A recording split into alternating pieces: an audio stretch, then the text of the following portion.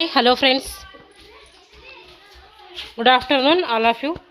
MRL study studio ಚಾನಲ್ಗೆ ತಮಗೆಲ್ಲರಿಗೂ ಸ್ವಾಗತಿಸುತ್ತಾ ಇವತ್ತಿನ ತರಗತಿಯಲ್ಲಿ ನಾನು ದೈಹಿಕ ಶಿಕ್ಷಕರು ಅಂತ ಪಠ್ಯಕ್ರಮಕ್ಕೆ ಸಂಬಂಧಪಟ್ಟಂತಹ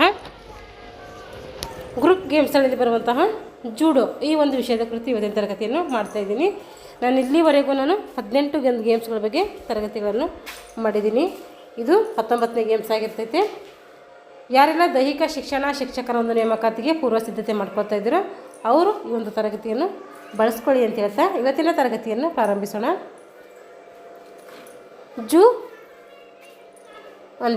ಜೂತ್ಸೋ ಎಂಬ ಜಪಾನಿನ ಪ್ರಾಚೀನ ಆತ್ಮರಕ್ಷಣೆಯ ಯುದ್ಧ ಕಲೆಯ ಸುಧಾರಿತ ಒಂದು ರೂಪ. ಜೂಡೋ ಏನಂತಂದರೆ ಅನ್ನೋದು ಜೂತ್ಸೋ ಎಂಬ ಜಪಾನಿನ ಪ್ರಾಚೀನ ಆತ್ಮರಕ್ಷಣೆಯ ಯುದ್ಧ ಕಲೆಯ ಸುಧಾರಿತ ಒಂದು ರೂಪ ಈ ಜೂಡೋ ಆಗಿರ್ತೈತೆ. ಜಪಾನಿನಲ್ಲಿ ಅತ್ಯಂತ ಜನಪ್ರಿಯವಾದಂಥ ಒಂದು ಕ್ರೀಡೆ ಅಂದರೆ ಅದು ಜೂಡೋ. ಸಂಸ್ಕೃತದಲ್ಲಿ ಯೂತ್ಸ್ ಎಂದರೆ ಯುದ್ಧ ಮಾಡುವ ಬಯಕೆ ಅಂತರ್ಥ. ಈ ಜೂಡೋ ಸಂಸ್ಕೃತದಲ್ಲಿ ಯೂತ್ಸೋ ಅಂದರೆ ಯುದ್ಧ ಮಾಡುವಂತಹ ಬಯಕೆ ಅಂತ ಅರ್ಥ. ಇದು ಕೇಳ್ತಾರೆ ಎಕ್ಸಾಮಲ್ಲಿ ನೆನ್ಪಿಟ್ಕೋಬೇಕು. ಇದೇ ಶಬ್ದದಿಂದ ಜೂತ್ಸೋ ಎಂಬ ಶಬ್ದವು ಹುಟ್ಟಿಕೊಂಡಿರಬಹುದು. ಇದರ ಹುಟ್ಟು ಜಪಾನ್ ಸಮುರಾಯಿ ಎನ್ನುವ ಯೋಧರ ಜೂಡೋ ಉಪಯೋಗಿಸ್ತಾ ಇದ್ದರು. ನೋಡಿರಿ, ಇದೇನು ಮಾಡ್ತಂದರೆ ಈ ಒಂದು ಯುತ್ಸೋ ಎಂಬ ಒಂದು ಪದದಿಂದನೇ ಏನು ಮಾಡ್ತು, ಶಬ್ದದಿಂದನೇ ಮತ್ತು ಜೂತ್ಸೋ ಅಂದರೆ ಜೂತ್ಸೋ ಎಂಬ ಶಬ್ದ ಹುಟ್ಟಿಕೊಂಡಿರಬಹುದು ಅಂಥೇಳಿ ಏನು ಮಾಡ್ತಾರೆ, ಈ ಒಂದು ಜಪಾನ್ನವರು ಭಾವಿಸ್ತಾರೆ. ಇದರ ಹುಟ್ಟು ಜಪಾನ್. ಇದರ ಹುಟ್ಟು ಯಾವುದು ಅಂದರೆ ಜಪಾನ್. ಜೂಡೋ ಎಲ್ಲಿ ಹುಟ್ಕೊಳ್ತಂದರೆ ಜಪಾನ್ ಅಂತೇಳಿ ನಾವು ಹೇಳಬೇಕು. ಜಪಾನಿನ ಸಮುರಾಯಿ ಎನ್ನುವಂತಹ ಯೋಧರ ಏನು ಮಾಡ್ತಾಯಿದ್ರು ಅಂದರೆ ಜೂಡೋವನ್ನು ಉಪಯೋಗಿಸ್ತಾ ಇದ್ದರು. ಹಾಗಾಗಿ ಇದು ಜಪಾನ್ನಲ್ಲಿ ಅತಿ ಬಳಕೆಯಲ್ಲಿರುವಂಥ ಒಂದು ಕ್ರೀಡೆಯಾಗಿರ್ತೈತೆ. ಡಾಕ್ಟರ್ ಜಿಗೋರೋ ಕಾನೋ ಇವರೇನೊಬ್ಬರು ಶಿಕ್ಷಣ ತಜ್ಞರಾಗಿದ್ದಾರೆ. ಡಾಕ್ಟರ್ ಜಿಗೋರೋ ಕಾನೋ ಎನ್ನುವರೊಬ್ಬರು ಶಿಕ್ಷಣ ತಜ್ಞರು. ಅವರೇನು ಮಾಡ್ತಾರೆ ಅಂದರೆ ಈ ಜೂಡೋವನ್ನು ಕಂಡುಹಿಡಿತಾರೆ. ಹಾಗೂ ಇದಕ್ಕೆ ಒಂದು ಹೊಸ ರೂಪವನ್ನು ಕೂಡ ಈ ಒಂದು ಡಾಕ್ಟರ್ ಜಿಗೋರೋ ಅವರು ನೀಡ್ತಾರೆ. ಇದು ಕಂಡು ಹಿಡಿದವ್ರು ಯಾರು, ಒಂದು ಜೂಡೋಕ್ಕೆ ಹೊಸ ರೂಪ ನೀಡಿದವರು ಅಂತ ಯಾರು ಅಂತ ಎಕ್ಸಾಮಲ್ಲಿ ಕೇಳ್ತಾರೆ. ಅದಕ್ಕೆ ಇವ್ರ ಹೆಸರನ್ನು ನೆನ್ಬಿಟ್ಕೊಳ್ಬೇಕು. 1887ರಲ್ಲಿ ಡಾಕ್ಟರ್ ಜಿಗೋರೋ ಕಾನೋ ಜೂಡೋ ಕಲಿಸಲು ತಮ್ಮದೇ ಆದಂಥ ಒಂದು ಸ್ವಂತ ಶಾಲೆಯನ್ನು ತೆರೀತಾರೆ. ಜೂಡೋ ಕಲಿಸಬೇಕು ಅಂತ ಏನು ಮಾಡ್ತಾರೆ, ಅವ್ರದ್ದೇ ಆದಂತಹ ಒಂದು ಶಾಲೆಯನ್ನು ತೆರೀತಾರೆ. ಅದು 1887ರಲ್ಲಿ ಈ ಒಂದು ಶಾಲೆಯನ್ನು ಓಪನಿಂಗ್ ಮಾಡ್ತಾರೆ ಅವರು. ಜಪಾನ್ ದೇಶದ ಟೋಕಿಯೋದಲ್ಲಿರುವಂತಹ ಜೂಡೋ ಏನಾಯ್ತಂದರೆ ಒಂದು ಕಲೆಯ ಕೇಂದ್ರ ತರಬೇತಿ ಅಂಥೇಳಿ ನಿರ್ಮಾಣ ಮಾಡಿದ್ರು. ಜಪಾನ್ ದೇಶದ ಟೋಕಿಯೋದಲ್ಲಿರುವಂತಹ ಜೂಡೋ ಕಲೆಯ ಕೇಂದ್ರದ ತರಬೇತಿಯನ್ನು ಕೊಡೋಕಾನ್ ಎಂಬ ಹೆಸರಿನಿಂದ ಕರಿತಾಯಿದ್ರು. ಇನ್ನು ಜಪಾನ್ ದೇಶದಲ್ಲಿ ಜೂಡೋ ಒಂದು ಕಲಿಸ್ಬೇಕಂತ ಒಂದು ತರಬೇತಿ ಕೊಡ್ತಾಯಿದ್ರು. ಆ ಒಂದು ತರಬೇತಿ ಕೊಡುವಂಥ ಕೇಂದ್ರಕ್ಕೆ ಕೊಡೋಕಾನ್ ಎಂಬ ಒಂದು ಹೆಸರಿನಿಂದ ಕರಿತಾಯಿದ್ರು. 1964ರಲ್ಲಿ ಜಪಾನಿನ ಟೋಕಿಯೋದಲ್ಲಿ ಜೂಡೋ ಏನು ಮಾಡಿದ್ರು ಅಂದರೆ ಒಲಿಂಪಿಕ್ಸ್ಗೆ ಸೇರಿಸಿದ್ರು. 1964ರಲ್ಲಿ ಜಪಾನಿನ ಟೋಕಿಯೋದಲ್ಲಿ ಏನು ಮಾಡ್ತಾರೆ, ಈ ಒಂದು ಒಲಿಂಪಿಕ್ಸ್ ಕ್ರೀಡೆಗೆ ಸೇರಿಸ್ತಾರೆ. ಎಷ್ಟರಲ್ಲಿ ಅಂದರೆ 1964ರಲ್ಲಿ. ಯಾವ ಒಂದು ಒಲಿಂಪಿಕ್ಸ್ನಲ್ಲಿ ಅಂದರೆ ಜಪಾನ್ನಲ್ಲಿ ನಡೆದಂತಹ ಟೋಕಿಯೋ ಒಂದು ಒಲಿಂಪಿಕ್ಸ್ನಲ್ಲಿ. 11 ವರ್ಷ ಮೇಲ್ಪಟ್ಟ 70 ವರ್ಷಗಳ ನಡುವಿನ ಪುರುಷ ಮತ್ತು ಮಹಿಳೆಯರು ಏನು ಮಾಡ್ಬೋದು, ಜೂಡೋ ಕಲಿಬೋದು. 11 ವರ್ಷ ಮೇಲ್ಪಟ್ಟವರು ಹಾಗೆ 70 ವರ್ಷಗಳ ನಡುವಿನ ಪುರುಷರು ಅಥವಾ ಮಹಿಳೆಯರು ಅಂದರೆ 70 ವರ್ಷ ಒಳಗಿರುವವರು ಎಲ್ಲರೂ ಏನು ಮಾಡ್ಬೋದು, ಜೂಡೋವನ್ನು ಕಲಿಯಬಹುದು. ಜೂಡೋ ಅಂದರೆ ನೋಡಿರಿ ಇಲ್ಲಿ, ಜೂಡೋ ಇದೊಂದು ಜಪಾನಿನ ರಾಷ್ಟ್ರೀಯ ಕ್ರೀಡೆ. ಜಪಾನಿನ ರಾಷ್ಟ್ರೀಯ ಕ್ರೀಡೆ ಯಾವುದು ಅಂದರೆ ಅದು ಜೂಡೋ. ಆದರೆ ನಮ್ಮ ಭಾರತದ ಹೆಂಗೆ ಒಂದು ರಾಷ್ಟ್ರೀಯ ಕ್ರೀಡೆ ಅದನ್ನು ಹಾಕಿ ಅಂತ ಕರಿತೀವೋ, ಆದರೆ ಹಾಕಿ ಅಧಿಕೃತವಾಗಿ ಭಾರತದ ಒಂದು ಕ್ರೀಡೆಯಲ್ಲ. ಆದರೆ ಹಾಕಿ ಹೆಚ್ಚಾಗಿ ಬಳಕೆ ಆಗೋದರಿಂದ ಅದಕ್ಕೇನು ಮಾಡ್ತೀವಿ ನಾವು, ನಮ್ಮ ಭಾರತದ ರಾಷ್ಟ್ರೀಯ ಕ್ರೀಡೆ ಅಂತೇಳಿ ಕರಿತೀವಿ. ಹಾಗೆ ಈ ಜಪಾನಿನ ಒಂದು ರಾಷ್ಟ್ರೀಯ ಕ್ರೀಡೆ ಯಾವುದು ಅಂದರೆ ಅದು ಜೂಡೋ. ಹೇಳ್ತಾರೆ ಜಪಾನಿನ ರಾಷ್ಟ್ರೀಯ ಕ್ರೀಡೆ ಯಾವುದು ಅಂತೇಳಿ, ಅದು ಜೂಡೋ ಆಗಿರ್ತೈತೆ.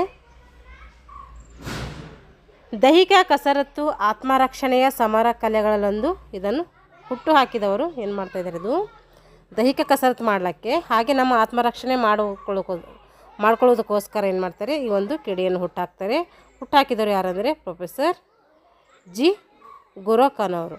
ಇವ್ರೇನು ಮಾಡ್ತಾರೆ ಅಂದರೆ ಪ್ರೊಫೆಸರ್ ಜಿ ಗೊರೊಖಾನ್ ಅವರು ಏನು ಮಾಡ್ತಾರೆ, ಈ ಒಂದು ಕ್ರೀಡೆಯನ್ನು ಹುಟ್ಟಾಕ್ತಾರೆ.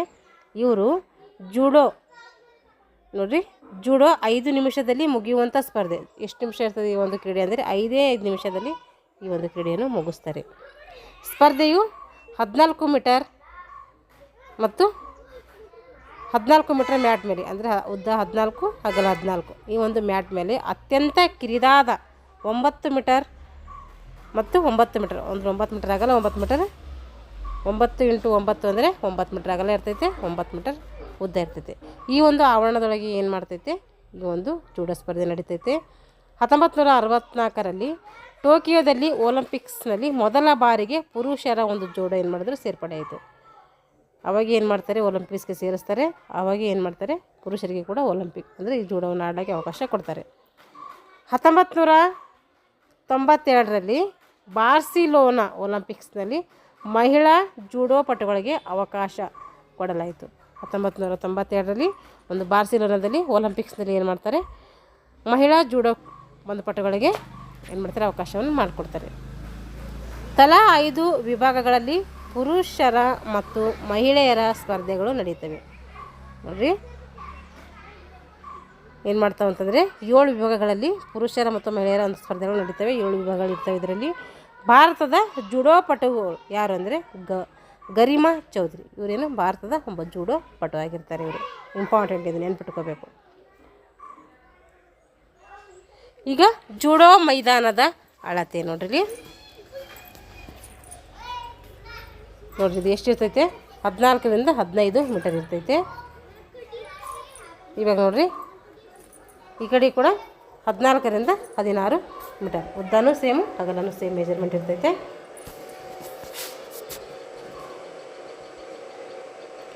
ಇವಾಗ ಇದು ಹೊರಗಿನ ಮ್ಯಾಟ್ ಆಗಿರ್ತೈತಿ, ಹೊರಗಿಂದಿದು.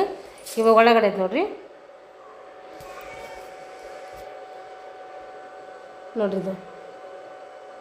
ಇದು ಎಷ್ಟಿದೆ, 8ರಿಂದ 10 ಮೀಟರ್ ಇದೆ.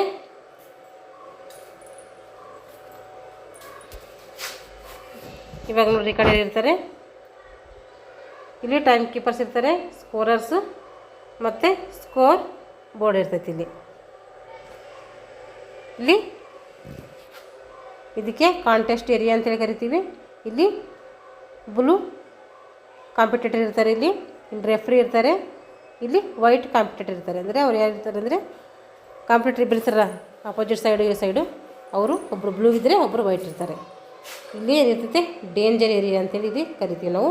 ಈ ಒಂದು ಪ್ಲೇಸಲ್ಲಿ ಗೇಮ್ಸ್ ಆಡೋಂಗಿಲ್ಲ. ಅಲ್ಲಿ ನೋಡಿರಿ, ಫಸ್ಟ್ ಒಂದು ಮ್ಯಾಟಿಂದ ಸೆಕೆಂಡ್ ಮ್ಯಾಟಿಗೆ ಎಷ್ಟಿರ್ತದೆ ಅಂದರೆ ಅದು 3 ಮೀಟರ್ ಇರ್ತೈತೆ. ನೋಡ್ರಿಲ್ಲ, ಎಲ್ಲ ಕೊಟ್ಟಿದ್ದಾರೆ ಅಳತೆಗಳು.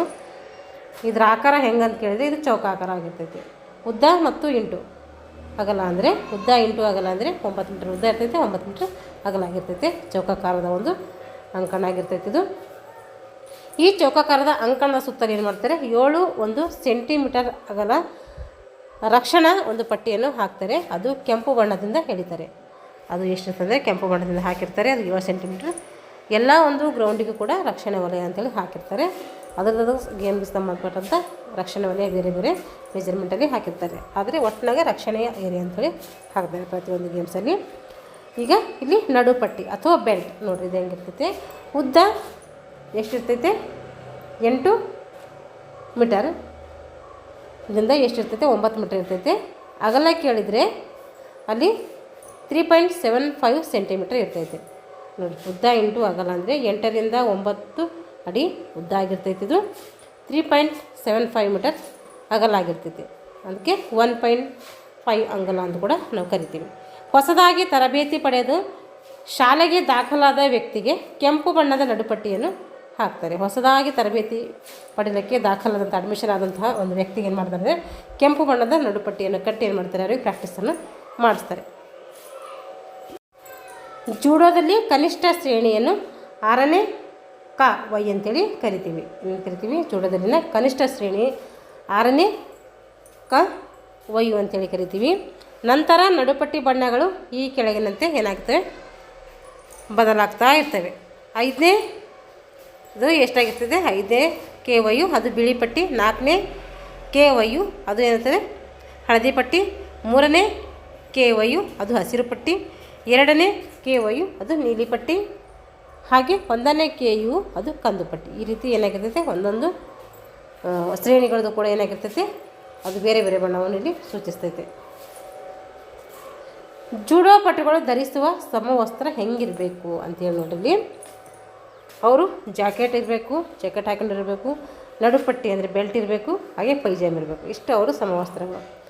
1ನೇ KYU ಪಟ್ಟಿಯನ್ನು ಸಂಪಾದಿಸಿದ ನಂತರ ಈ ಜೂಡೋವನ್ನು ಡಾನ್ ಎಂದು ಕರೀತಾರೆ. ನೋಡಿರಿ, 1ನೇ KYU ಪಟ್ಟಿಯನ್ನು ಸಂಪಾದಿಸಿದ ನಂತರ ಆ ಜೂಡೋ ಪಟುವನ್ನು ಏನಂತೇಳಿ ಡಾನ್ ಅಂತೇಳಿ ಕರಿತೀವಿ. ಡಾನ್ ಶ್ರೇಣಿ ಪಡೆದ ಜೂಡೋ ಪಟುಗಳು ಈ ಕೆಳಗಿನ ಬಣ್ಣದ ನಡುಪಟ್ಟಿಯನ್ನು ಧರಿಸಿರ್ತಾರೆ. ಯಾರು ಡಾನ್ ಅಂತೇಳಿ ಪಡ್ಕೊಂಡಿರ್ತಾರೋ ಅವರು ಯಾವ ನಡುಪಟ್ಟಿ ಹಾಕಿರ್ತಾರೆ ಅಂದರೆ 1ರಿಂದ 5ರವರೆಗೆ ಕಪ್ಪು ಪಟ್ಟಿ ಹಾಕಿರ್ತಾರೆ, 6ರಿಂದ 8 ಅಂದರೆ ಅದು ಅಷ್ಟು ಶ್ರೇಣಿ. 1ರಿಂದ 5 ಶ್ರೇಣಿ ಪಡ್ಕೊಂಡ್ರೆಲ್ಲ ಅವ್ರು ಏನು ಮಾಡ್ತೀವಿ, ಕಪ್ಪು ಪಟ್ಟಿ ಹಾಕ್ತೀವಿ. 6ರಿಂದ 8ರವರೆಗೆ ಪಡ್ಕೊಂಡವ್ರಿಗೆ ಕೆಂಪು ಮತ್ತು ಬಿಳಿ ಪಟ್ಟಿ ಹಾಕ್ತೀವಿ. ಹಾಗೆ 9, 10, 11 ಪಡ್ಕೊಂಡವ್ರಿಗೆ ಅಲ್ಲಿ ಕೂಡ ಕೆಂಪು ಪಟ್ಟಿ ಹಾಕ್ತೀವಿ. 12 ಒಂದು ಸ್ಥಾನವನ್ನು ಪಡ್ಕೊಂಡಿದ್ದರಿಗೆ ಶ್ರೇಣಿಯಲ್ಲಿ ತನಕ ಬಂದವರಿಗೆ ಅವ್ರಿಗೆ ಬಿಳಿ ಪಟ್ಟಿಯನ್ನು ಹಾಕಿರ್ತೀವಿ. ಇವಾಗ ನೋಡಿರಿ, ಅಧಿಕಾರಿಗಳು ರಂಗಸ್ಥಳದಲ್ಲಿ ಅಂದರೆ ಆ ಒಂದು ಗ್ರೌಂಡಲ್ಲಿ 3 ಜನ ಏನಿರ್ತಾರೆ, ಅಧಿಕಾರಿಗಳು ಇರ್ತಾರೆ. ಅವರಲ್ಲಿ ಒಬ್ಬ ಮಧ್ಯಸ್ಥ, 2 ತೀರ್ಪುಗಾರರಾಗಿರ್ತಾರೆ. ಮಧ್ಯಸ್ಥನು ಜೂಡೋ ಪಂದ್ಯವನ್ನು ನಡೆಸುವ ಸಂಪೂರ್ಣ ಹೊಣೆಗಾರಿಕೆಯನ್ನು ಹೊಂದಿರ್ತಾನೆ. ಮಧ್ಯಸ್ಥ ಒಂದು ಅಧಿಕಾರಿ ಏನು ಮಾಡ್ತಾನೆ ಅಂದರೆ ಜೂಡೋ ಪಂದ್ಯವನ್ನು ನಡೆಸುವಂಥ ಸಂಪೂರ್ಣ ಹೊಣೆಗಾರಿಕೆಯನ್ನು ಹೊಂದಿರ್ತಾರೆ ಅವರು. ಇಲ್ಲಿ ಶ್ರೇಯಾಂಕ ಅಂದರೆ ಪಾಯಿಂಟ್ ಗಳಿಸುವಂತಹ ಸಾಧ್ಯತೆ, ಶ್ರೇಯಾಂಕ ಅಥವಾ ಪಾಯಿಂಟ್ ಗಳಿಸುವಂಥ ಸಾಧ್ಯತೆ ಹೆಂಗಿರ್ತಂದ್ರಿ, ನೆಲಕ್ಕೆ ಕೆಡುವುದು, ಹಿಡಿತ ಸಾಧಿಸುವುದು ಶ್ರೇಯಾಂಕ. ನೋಡಿರಿ ಹೆಂಗೆ ಕೊಡ್ತಾರೆ ಅಂತ. ಇಫಾನ್ ಅಂದರೆ ಪ್ರತಿಸ್ಪರ್ಧಿಯನ್ನು ಒತ್ತಾಯದಿಂದ ಅವನ ಬೆನ್ನ ಮೇಲೆ ಕೆಡುವುದು. ಪ್ರತಿಸ್ಪರ್ಧಿ ಇರ್ತಾರಲ್ಲ, ನಮ್ಮ ಎದುರಾಳಿ ಸ್ಪರ್ಧಿ ಇರ್ತಾರಲ್ಲ, ಅವ್ರಿಗೆ ಏನು ಮಾಡ್ತೀವಿ, ಒತ್ತಾಯದಿಂದ ಅವನ ಬೆನ್ನ ಮೇಲೆ ಅವನಿಗೆ ಕೆಡುತ್ತೀವಿ. ಎಷ್ಟು ಸೆಕೆಂಡ್ ಗಂಟೆ ಈ ರೀತಿ ಮಾಡಬೇಕು ಅಂದರೆ 30 ಸೆಕೆಂಡ್ಗಳವರೆಗೆ ಅವನ ಮೇಲೆ ಏನು ಮಾಡಬೇಕು, ಹಿಡಿತವನ್ನು ಸಾಧಿಸಿದರೆ ಅಲ್ಲಿ ಎಷ್ಟು ಶ್ರೇಯಾಂಕ ಸಿಗ್ತಾನೆ ನಮಗೆ ಅಂದರೆ 10 ಅಂಕಗಳು ಸಿಗ್ತವೆ. ಅವನ ಬೆನ್ನ ಮೇಲೆ ಅವನನ್ನೇ ನಾವು ಕೆರಡುವಿ 30 ಸೆಕೆಂಡ್ ಏನಾದರೂ ಹೋಲ್ಡ್ ಮಾಡ್ತೀವಿ, ಅಷ್ಟು 30 ಸೆಕೆಂಡ್ ಒಳಗಡೆ ಅವನಿಗೆ ಬಿಡೋಂಗಿಲ್ಲ, ಹಂಗೆ ನಾವೇನು ಮಾಡಬೇಕು, ಹಾಗೆ ಹಿಡ್ಕೊಂಡಿರಬೇಕು. ಅವಾಗ ಎಷ್ಟು ಅಂಕಗಳು ಕೊಡ್ತಾರೆ ಅಂದರೆ ನಮಗೆ 10 ಅಂಕಗಳು ಕೊಡ್ತಾರೆ. ವಜಾರಿ ಮಾಡಿದರೆ ನೋಡ್ರಿ, ವಜಾರಿ ಅಂದರೆ ಪ್ರತಿಸ್ಪರ್ಧಿಯನ್ನು ಬೆನ್ನಿಗೆ ವಾಲುವಂತೆ ಕೆಡುವುದು. ಪ್ರತಿಸ್ಪರ್ಧಿ ಏನೇನು ನೋಡಬೇಕು ಅಂದರೆ ನಮ್ಮ ಎದುರಾಳಿ ಒಬ್ಬ ಪಟುವಿಗೆ ಏನು ಮಾಡಬೇಕಂದ್ರೆ ಬೆನ್ನಿಗೆ ವಾಲುವಂತೆ ಕೆಡುವುದು. ಅದು ಎಲ್ಲಿ ಗಂಟ ನಾವು ಮಾಡಬೇಕು ಅಂದರೆ 25ರಿಂದ 29 ಸೆಕೆಂಡ್ ಒಳವರೆಗೆ ಮಾಡಬೇಕು. ಅಲ್ಲಿ ಗಂಟ ಮಾಡಿದ್ರೆ ನಮಗೆ ಎಷ್ಟು ಮಾರ್ಕ್ಸ್ ಕೊಡ್ತಾರೆ ಅಂದರೆ ಅಲ್ಲಿ 7 ಮಾರ್ಕ್ಸ್ ಕೊಡ್ತಾರೆ. ಯೂಕೋ ಪ್ರತಿಸ್ಪರ್ಧಿಯನ್ನು ಭಾಗಶಃ ಬೆನ್ನಿನ ಮೇಲೆ ಕೆಡುವುದು. ಪೂರ್ಣವಾಗಿ ಅಲ್ಲ, ಇದು ಭಾಗಶಃ ಸ್ವಲ್ಪ ಅಂತ, ಅದಕ್ಕೆ ಅಂತೀವಿ ಯೂಕೋ ಅಂತೇಳಿ ಕರಿತೀವಿ. ಅದು ಎಲ್ಲಿ ಗಂಟೆ ಮಾಡಬೇಕಂದ್ರೆ 20ರಿಂದ 24 ಸೆಕೆಂಡ್ಗಳವರೆಗೆ ಮಾಡಬೇಕು. ಅಲ್ಲಿ ಎಷ್ಟು ಮಾರ್ಕ್ಸ್ ಬರ್ತವೆ ಅಂದರೆ ಅಲ್ಲಿ 5 ಮಾರ್ಕ್ಸ್ ಬರ್ತವೆ. ಕೋಕ ಇದು ಏನು ಮಾಡಬೇಕಂದ್ರೆ ತೊಡೆಗಳ ದೇಹಕ್ಕೆ ಎದುರಾಗುವಂತೆ ಮಗ್ಗಲಿಗೆ ಕೆಡುವುದು. ತೊಡೆಗಳ ದೇಹಕ್ಕೆ ಎದುರಾಗುವಂತೆ ಮಗ್ಗಲಿಗೆ ಕೆಡುವುದಿದೆ, ಅದಕ್ಕೆ ಅಂತೀವಿ ಕೋಕ ಅಂತ ಕರಿತೀವಿ. ಅದು 10ರಿಂದ 19 ಸೆಕೆಂಡ್ವರೆಗೆ ನೋಡಬೇಕು, ಅಲ್ಲಿ ಹಿಡಿತವನ್ನು ನಾವು ಹೋಲ್ಡನ್ನು ಮಾಡಬೇಕು. ಯಾವಾಗ ನಮಗೆ 3 ಅಂಕಗಳು ಸಿಗ್ತವೆ. ಈ ರೀತಿ ಸ್ಕಿಲ್ಗಳನ್ನು ನಾವು ಮಾಡಿದರೆ ಇಷ್ಟು ಅಂಕಗಳು ನಮಗೆ ಸಿಗ್ತವೆ. ಇಲ್ಲಿ ಗಮನಿಸಬೇಕಾದಂಥ ಅಂಶಗಳಿದ್ದಾವೆ, ಮುಖ್ಯ ಪ್ರಶ್ನೆಗಳಿದ್ದಾವೆ. ಇದ್ರ ಬಗ್ಗೆ ಮುಂದಿನ ತರಗತಿಯನ್ನು ಮಾಡ್ತೀನಿ. ಇಲ್ಲಿಗೆ ಈ ಒಂದು ತರಗತಿಯನ್ನು ಮುಗಿಸ್ತಾ ಇದ್ದೀನಿ. ಎಲ್ಲರಿಗೂ ಧನ್ಯವಾದಗಳು.